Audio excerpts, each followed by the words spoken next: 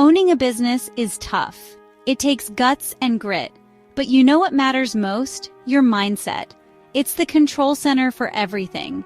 A winning mindset pushes you forward. It fuels your dreams even when things get tough. Don't underestimate its power. But here's the catch. Our minds can also be our own worst enemy. Ever hear that little voice saying, "You're not good enough or you're going to fail"? That's negative self-talk. It's sneaky and destructive. It steals your confidence and sabotages your plans. Don't let it.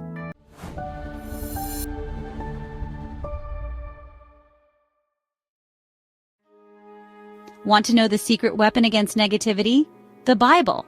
It's packed with powerful truths. Think of it as a guidebook for your mind.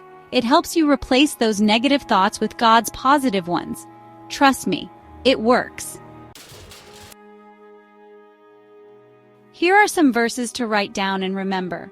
Philippians 4:13 says, "I can do all things through Christ who strengthens me." See, you're not alone in your business.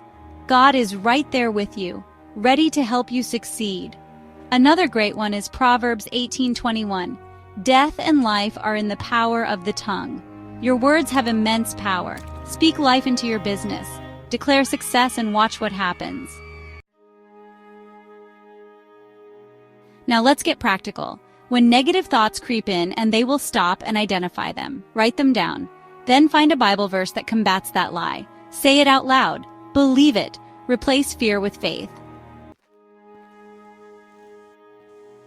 As you replace negative thoughts with God's truth, you'll notice a change. You'll feel more confident, more empowered. And guess what?